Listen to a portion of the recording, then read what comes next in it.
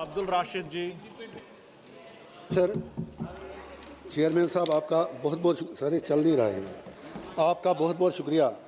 उठो मेरी दुनिया के गरीबों को जगा दो, काख उम्रा के दरो दीवार हिला दो, जिस खेत से दहकान को मैसर न हो रोज़ी, उस खेत के हर खोशे गुंदुम को जला दो। चेयरमैन साहब, पब्लिक सेक्टर की हालत क्या है मैं आपको अपनी मिसाल से बताता हूँ। 2008 में मैं भी पब्लिक सेक्टर में काम करता था। 14 साल के बाद जब मैंने नौकरी छोड़ी, 2008 से आज 2026 है और अभी तक कुछ मेरे एरिया वहाँ बकाया है, तो आप उससे अंदाज़ा लगा सकते हैं कि क्या मज़दूर की हालत क्या है। मेरे प्रॉफिट का कहना है कि मज़दूर को मज़दूरी जो है वो पसीना आने से पहले दिया जाए, और क्या वजह है कि आज आप मज़दूर से उसके स्ट्राइक करने का भी हम हक छीन रहे हैं। आज जम्मू कश्मीर में आप हैरान हो जाएंगे जानकर कि जो कैजुअल लेबरर्स फैक्ट्रियों में, कारखानों में, महकमों में लगे थे जम्मू कश्मीर में, हज़ारों की तादाद में आज वो हड़ताल नहीं कर रहे हैं।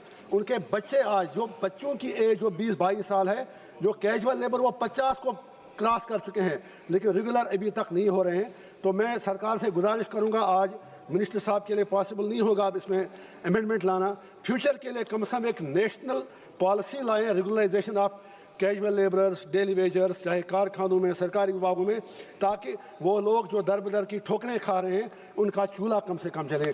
इसी तरह जो पोर्टर्स बॉर्डर पे काम करते हैं, करना से लेके कन्याकुमारी तक, फौज के साथ, BSF के साथ, जब उन्हें कुछ होता है उनके राइट्स बिल्कुल भी प्रोटेक्टेड नहीं। अभी सर जम्मू कश्मीर में 2 पोर्टर बारामूला में काम करते करते जहाँ बाक हुए, मामूली उनको मुआवजा मिलता है, कोई कंपनसेशन नहीं।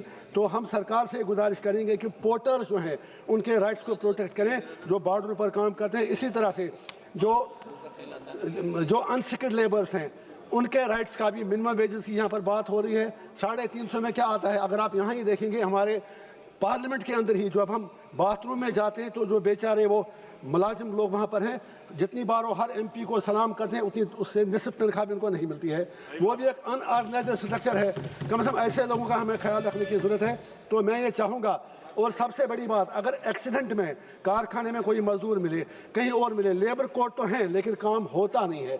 जो आपकी अदालतें हैं, लेबर कोर्ट्स जो आपने डिजिग्नेट किए हैं, स्टेट कमिश्नर लेबर हैं, बाकी लोग हैं, उनको लगता है वो पोस्टिंग उनकी बेकार जगह पे है, वो वहाँ पर टाइम पास के लिए जाते हैं। तो हमारी सरकार से गुजारिश होगी कि जब एक्सीडेंट में किसी मुलाजिम का, किसी मजदूर का, किसी कारकुन की बाजू कटती है, किसी का पाँव कटता है, तो उसको फिर दर बदर की ठोकरें खानी पड़ती हैं।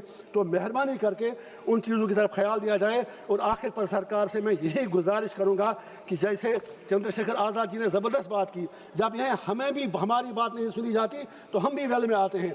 जब आप मजदूरों का गला काटेंगे, अब आप 100 से 300 आ जाइए, 51% आएंगे तभी यूनियन बनाएंगे, फिर सारे देश कैसे। बस जस्ट 30 सेकंड मेरी सरकार से इतनी गुजारिश है कि मजदूरों का गला मत घूंटिए, चाहे महल आपका बने, महल किसी का बने, उसमें मजदूरों का खून होता है। अगर हम उनके खून की कदर, अगर हम उनकी मेहनत की कदर न करें तो वो बहुत बड़ा अन्याय होगा। आपका बहुत बहुत शुक्रिया। Thank you.